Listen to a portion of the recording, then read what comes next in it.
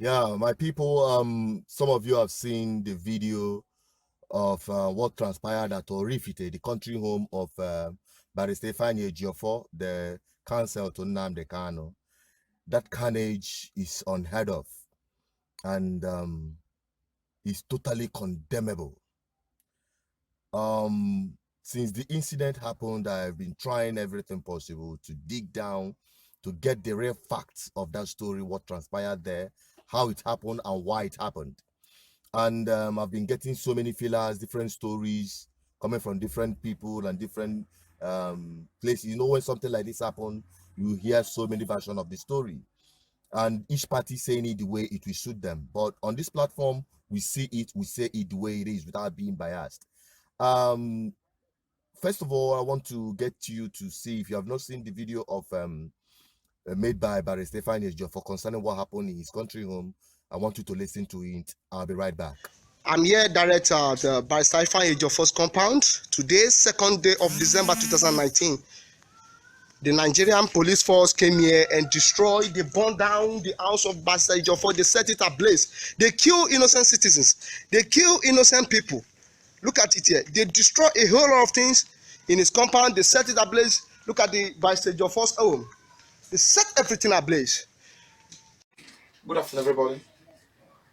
In view, it is with deep sense of grief that I wish to address the world on the carnage that took place in my house yesterday at Ifite or Ifite in Ekusgolo government area, Anambra State. And particularly in regard to the safety concern being raised by my fans, friends, colleagues, well-wishers, and members of the people of Biafra who are representing all capacity in law. And also to address the false narrative being peddled by the police in Anambra State on the incident of yesterday, it has become compelling that I narrate to the world about what transpired in my house yesterday and how it started. On Sunday, being the first day of December 2019, I was called at about 8 to 9 p.m. in the night by the DPO of Orifite police station. So I never passed any message to me. Then in the morning, at about 6 a.m. in the morning, I got a call from my elder brother, Ejiofor, emergency Ejiofor, that police has invaded my premises, led by the area commander himself. So I remember I requested to speak with the area commander, and which request was obliged by him. So, and which conversation was fully recorded. I requested to know why they're in my house, because at the time in question I wasn't around. So they said that they came to arrest one of my wards who participated in a local conflict. Then I ever demanded to see me, and I told him I went somewhere, but I was back probably around 10:30, 11 o'clock in the morning. That when I come back, I will come to the station to see him personally to find out what transpired, why he's in my house. So he said, okay, that he would oblige me that request. But he emphasized that time is of essence. He emphasized that time is of essence, that I should keep to time. So I became worried because I came back since 24th of November 2019 for my brother's burial. And I've been around since that time. The burial was conducted on the 27th of November 2019. We stayed till Sunday when we went for outing service. I never had any issue with anybody. I never stepped out of my house. I've been indoors, receiving visitors, sympathizers from all walks of life. So when I came back around 10 o'clock in the morning, I briefly had a discussion with my mother. And I promised him, I told him I was going to see the area commander to find out why they were in my house. So, but on a second thought, I decided to go to see my uncle, who will accompany me in that movement. So I've already left the house to my uncle's place where I will pick him. And that served as a saving grace to the carnage, to disaster, because the target was me. So I was on our way going to the commander's office, taking a non-conventional route, when I got a call from my junior brother that the police were in my house and they opened fire on all living objects in my house, including all persons in my house. So I was like, somebody came to your house at about 6 o'clock. We had a discussion with him on offenses I don't even know about. And I promised him as a lawyer, well respected, I'm going to be in the office at about 11 o'clock, 10 o'clock, 11 o'clock. Then what's happening, what's taking place in my house took me by surprise. So I decided to observe. So I now receded from that movement, and waited until I was further briefed on what was going on. So as the carnage proceeds, my brother kept on furnishing me with developments in my house. And after 2 minutes of our discussion, he told me that about 4 persons have been gunned down in my premises. And the entire house, my entire household set ablaze by the police. So I said, what happened? What's actually going on? Because I was confused. What's actually going on? The police came to my house, opened fire on people living in my house. They found in my house, set my house ablaze, set the house in the neighborhood ablaze. What have I done to deserve this kind of treatment? So I decided to take refuge within the neighborhood. So, and as the carnage progressed, the report kept on filtering in as to what the atrocities that are committed in my house, including raping people around the area. So, in the end, they took away the 4 cops, dead bodies of people they killed in my house, in their own van, to a place to import, what they call Imporifte, market, along on the Chaoura Express Road. Burned all of them in their vehicle and left. So that is all transparent. That's all I know I can say at this stage. However, going forward, when I read the police report yesterday, released Anambra State Police Command report yesterday, I was shocked to my marrow. One, the ACP came to my house from Orif the command at about 6 o'clock, and I spoke with him. And I promised him I was going to be with him at about 10 a.m. in the morning, 11 o'clock in the morning. At most, I'll be there before 11 o'clock in the morning. Then how come he said somebody lodged a complaint against me at about 11:30 in the morning? You were in my house at about 6 a.m. in the morning. I had a discussion with you that I'm coming to see you at about between 10 and 11. So how come somebody lodged a complaint against me? Then, assuming without considering to the fact that anybody lodged a complaint against me on a case of abduction and all those frivolous offenses, is that sufficient enough to warrant using force on people they found in my premises, firing at random, killing people there, then and also burning houses? I'm a lawyer with addresses. I have 2 chambers, one in Abuja, one at Anambra State, and I practice. I'm a very serious legal practitioner. I go to court almost every day. So not that I'm going to run away from the police. However, it's important for me to emphasize that Barrister Ejiofor has maintained more than 17 years unbroken relationship with the police hierarchy. They can attest to that fact at Abuja. They know me as a peace-loving man. They know me as a gentleman of the law. I relate to them in all capacity. I don't look for problem. I am not the enemy of the police. So why should such thing happen? However, I was also further informed on an investigation that people behind the carnage in my house were one, a controversial businessman in Orifte, who has built library in Castina, and also schools in Castina, that he has undertaken from the Fulani Caliphate, that he's the only one that will see to my claim. No matter any means he wants to use that will seek possible for him. That was an assurance and a deal they reached. Because if the intention of the people coming to my house was to arrest me, they wouldn't have done anything. They would barely demand to see me. Or what case scenario, leave an invitation letter for me to come to the police. This is a person that has spoken with area commander in the morning before the attack incident. They will leave an invitation letter for me to come. Basically, what case scenario, they have many ways of getting at me. Even if I refuse to report as I was asked to come, they have many ways of reaching me. This is I can run away from the police because I know I have committed no offense to law. I've committed no offense to law. But the simple reason is because they are actually interested in getting me out of the way. They are actually interested in killing me. Because they've seen me, the government has seen me as a thorn in their flesh. Because I am defending the members of the young people of Biafra and then Africana. Because they saw me that any place they arrest any of IPOB, I'll be there to get them out. And I've been in all courts with them. Abuja, Lagos, Abuja, Port Harcourt, Akwa Ibom, all over the places, Anambra State, Enugu. All over the place, I've been in court with them. And I've been defeated in virtually all the cases I'm doing against them. Because IPOB are mainly exercising their rights as constitutionally provided. So they are not terrorist organization. This terrorism tax on them has been effectively challenged in court of appeal, which has been had and awaiting judgment. So I don't know where I've got it wrong. So only a few days ago, I was told which case I'm preparing to go to, that two members of IPOB were gunned down by police at around Zuzor. This is a matter I was planning to go to before they come to my house. So I am calling on responsible government, international organization, EU, UN, US, and also UK, and also Amnesty International to get involved and investigate the carnage in my house. Because as I speak to you, I'm homeless as I speak to you. They burned down virtually everything. And furthermore, it's important to clarify that many people were killed in the process. Now, I learned that many people that were running inside the houses that were burned were killed, were burned down. So until when an access is given to people who investigate what transpired in my house, we cannot be able to determine the number of people that were killed. Because I can assure you that over 20 to 30% has been murdered in my house on account of this incident. And my mom was also gunned down. My mom was also gunned down. My mom sustained a serious gun injury, and though it's a serious treatment. So I don't know the offense I have committed for becoming a lawyer for IPOB. So I don't know why I got this wrong. This is a person that has been at home since Sunday, 24th of November, 2019, till Sunday, 1st of December 2019, when we went for outing service. So I'm calling on NBA also to intervene. I'm going to do a petition. I've already made a contact with the NBA local chairman of NBA Abuja branch. Okay, to take it up. But I don't know what I've done. My life is at stake as I speak to you. Because the intention of their assailants is to kill me. Nothing more.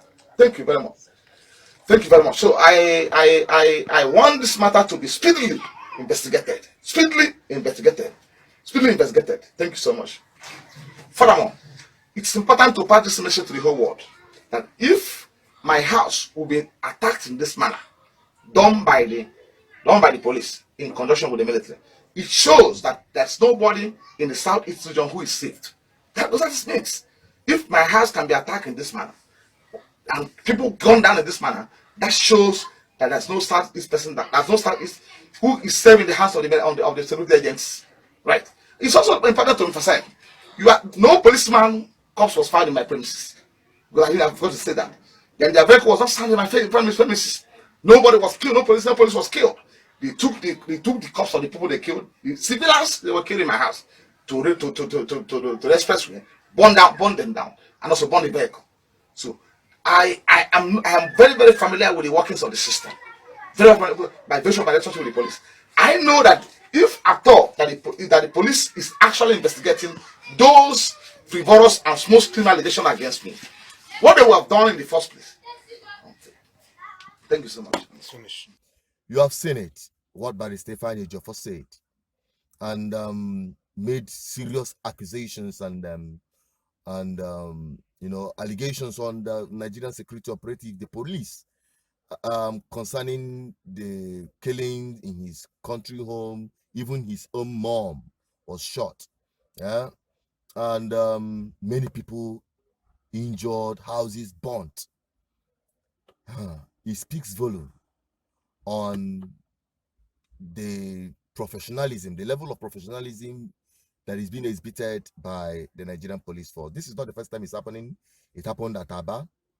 With the slightest provocation or confrontation, they unleash mayhem in community, burning houses. Now at Ejiofor's country home, you can imagine the psychological and emotional trauma that community will be into right now. Old men, women, and children we're passing through as we speak. And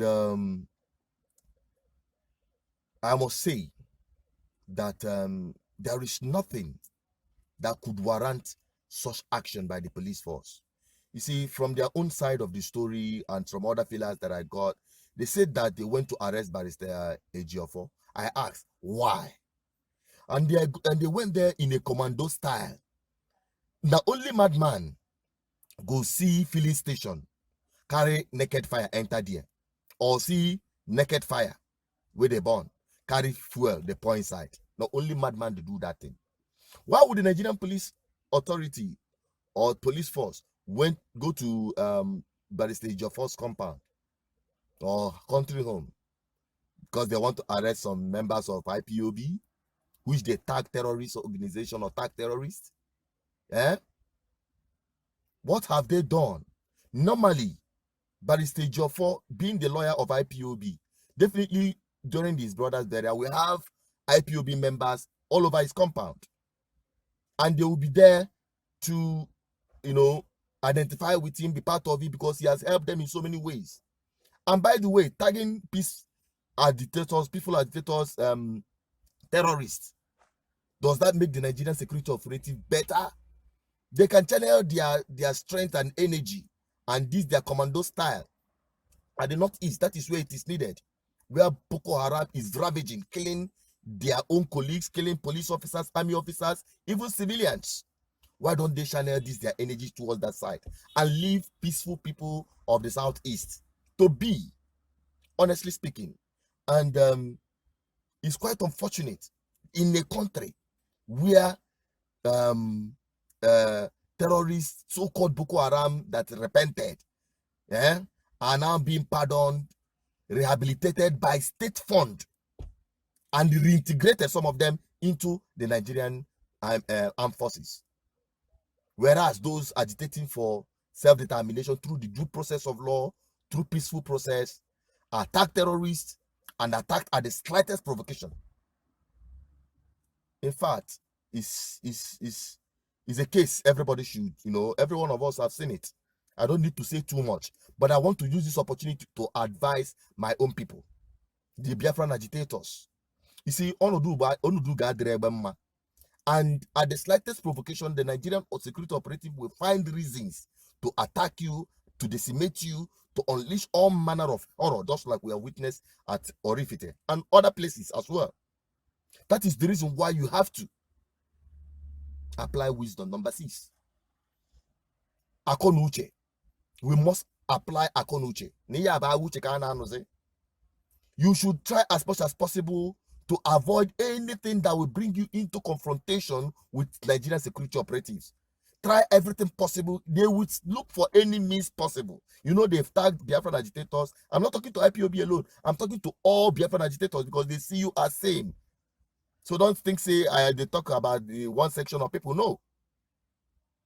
Now, like I always say, and I keep saying and advising, avoid any confrontation. These people, they have tagged Biafran agitators terrorists, and they're looking for the slightest opportunity to prove the fact that what they said about the agitators of Biafra are true. They are looking for, because from the other failures of the story, I heard that when they came, the Biafra agitators there resisted arrest or whatever, and one thing led to the other. 2 police officers were killed, and they have to go out and reinforce and come back to unleash that horror we have witnessed. You see, they have to make up anything. They have to do anything possible. They were taking pictures to prove their case. And that is what they will be presenting to wherever they are going to. Because they are in government. It is government that speaks to government. That is what they will present, and trying to prove that the condition of Biafrans in Nigeria is the other way around. It is the Biafran people that are the problem. So I want to use this opportunity to advise my people on that. Please avoid any form of confrontation. Maintain peaceful process. And I would like to conclude by telling you this, because this is my position. I will keep saying it. If you say that this thing no concern you, you relax. One day you go knock for your doorstep. Yes. If you think saying only a Biafra agitators is concerned, one day you go knock for your doorstep. If you think say you are not going to be involved, any injustice that you look the other way around, one day it will come to your domot. That is why I keep advising our people to stand strong, stand together. You see, one of the accusation, this man, which is very important, that is what we are passing through. If you no trunik, waiting they kill us, they our anus. He said now one of business mogul where they in village, we get business interest in the north, is the one sponsoring this whole thing happening to him because of his involvement with IPOB and Biafra agitation. The same thing is happening even in government. And that is why I keep telling our people, it is not good enough that we continue agitating, crying foul, crying for killing, intimidation, marginalization, and the rest of them, while we are shying away from grabbing government power. Because you cannot do much. You cannot even do anything without being in control of what is happening in your homeland. Common business mongoose going to this level. You can imagine those in government, so to say, representing you in the eyes of the world? What is their position in your agitation, in your aspiration? That is the reason I keep insisting that we must revisit our philosophy of not participating in political process, whereas we are talking about due process of law or non-violence, except you want to go the other way. But if you are following this due process, you must grab power. I'll keep saying it, I'll keep hammering it, because this kind of nonsense will not be happening if the right people who represent the agitation of Biafran people are in power in Biafran land. And I don't want to say much. I want to hang it there. Now it is left for you. I have to say what I've said, and I want to tell our people, until you know the powers you have to grab power, to grab government and get the right people in government, until you understand the powers you have, you will not go any further. You have to know that now we will be the people.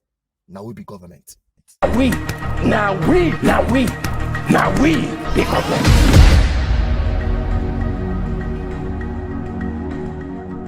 Thank you for watching. Keep subscribing, keep liking, keep sharing.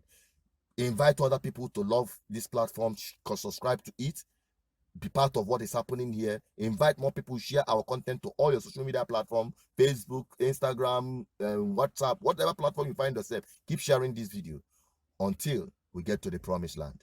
I'm signing off. Stay blessed and stay safe.